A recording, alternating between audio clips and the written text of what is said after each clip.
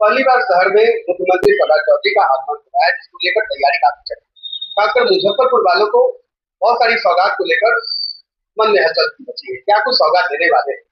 देखिए, माननीय मुख्यमंत्री जी मुजफ्फरपुर में आ रहे हैं और मुजफ्फरपुर के लोगों के लिए बहुप्रतीक्षित जो मेरीन ड्राइव था, स्मार्ट सिटी के तहत जो मेरीन ड्राइव बन के तैयार है, उसका विधिवत उद्घाटन करेंगे।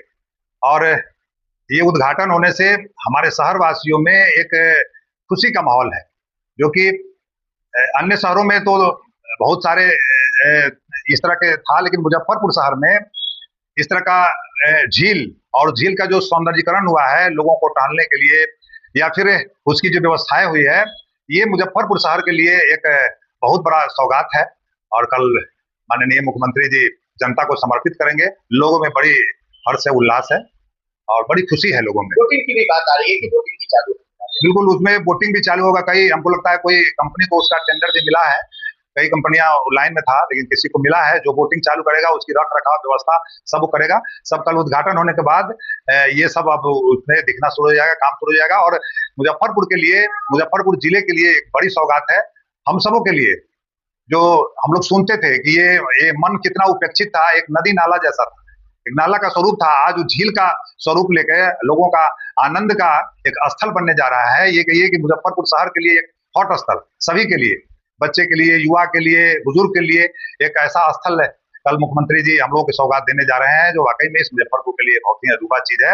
और मुजफ्फरपुर के लोग इसको संजो के रखेंगे। इसमें कम्युनिटी हॉल भी है, ओपन स्टेडियम भी है, जो बच्चे कोई कार्यक्रम वगैरह करना चाहते हैं तो उसमें कार्यक्रम भी करेंगे।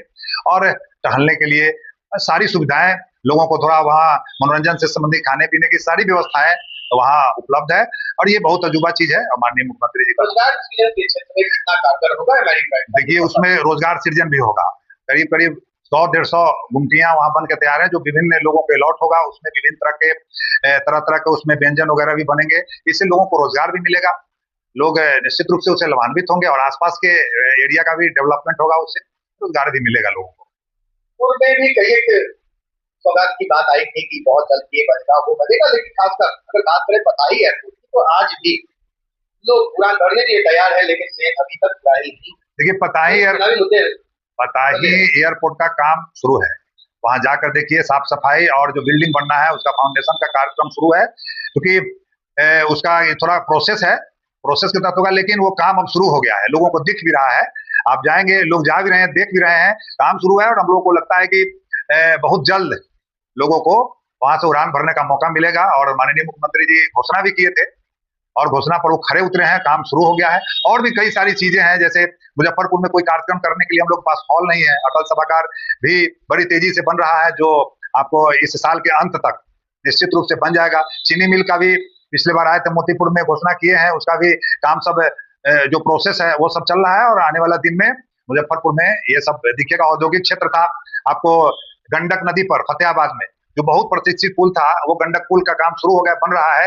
एक वो गंडक पुल बनने से आप दियारा क्षेत्र का इतना विकास होगा, जो छपरा का उधर चंचलिया, सारण, वो सब से जुड़ के, और मुजफ्फरपुर जो पश्चिमी क्षेत्र उपेक्षित था, वो सारे क्षेत्र मतलब औद्योगिक क्षेत्र में पारू में जो औद्योगिक क्षेत्र लग रहा है, तो ये सिर्फ मुजफ्फरपुर का पूर्वी ही नहीं, बल्कि ये पश्चिमी क्षेत्र जो उपेक्षित था औद्योगिक क्षेत्र दृष्टि से, आने वाला दिन में साल 2 साल में पश्चिमी क्षेत्र भी दिखेगा। जब सारण से वो जुड़ेगा तो बड़े पैमाने पर इस जिले का चौतरफा विकास आपको दिखेगा। और माननीय मुख्यमंत्री जी का डेडलाइन समाप्त होने पर लिहाजा न जल जमाव की स्थिति सुधरी, न जान की स्थिति सुधरी, और स्मार्ट सिटी से ये जो सुविधाएं मिलनी चाहिए अभी भी फोटो है, उस पर क्या कहना है आपका? क्या मुख्यमंत्री प्रहलाद चौधरी इस पर फोकस करेंगे?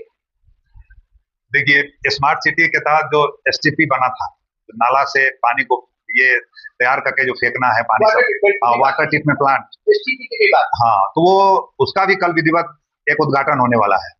वो भी तैयार है, उसमें कई जगह प्लांट लगे हैं। तो निश्चित रूप से अब थोड़ी बहुत आने वाला दिन में जो होगा वो निश्चित रूप से दिखेगा।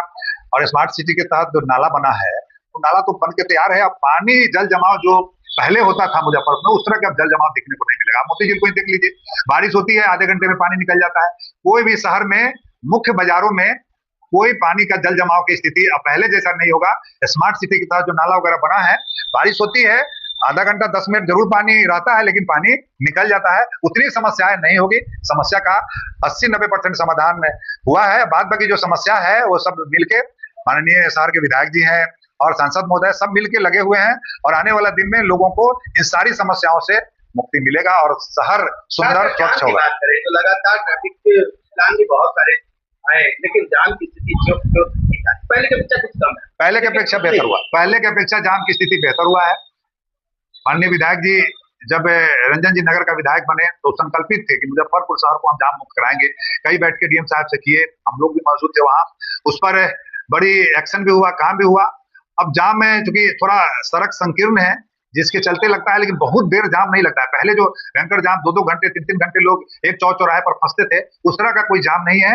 जाम से निजात है और आने वाला दिन में और भी निजात होगा, एकदम सुगम रास्ता होगा। उस पर प्लानिंग चल रहा है और भी बहुत सारे चीज हैं जिस पर, जैसे आपको चक्कर चौक चक्कर मैदान है, बहुत दिनों से जनता के लिए वो वर्जित है। माननीय विधायक जी लगे हैं, रक्षा मंत्री से मिले भी हैं। वो यदि खुल जाता है तो वहां आसपास के बच्चों बुजुर्ग सबको टहलने घूमने खेलने के लिए इतना सुविधाजनक होगा। और भी जो शहर के स्कूल के फील्ड है, मैदान है, हम सब लोग लगे हैं कि उस फील्ड को हम लोग सजा रहे हैं, आम लोगों के लिए टहलने घूमने की व्यवस्था उसमें हो, स्कूल भी उसका यूज करे और लोग भी शाम सुबह उसमें टहले और उसका आनंद ले और जमीन जगह का उपयोग हो।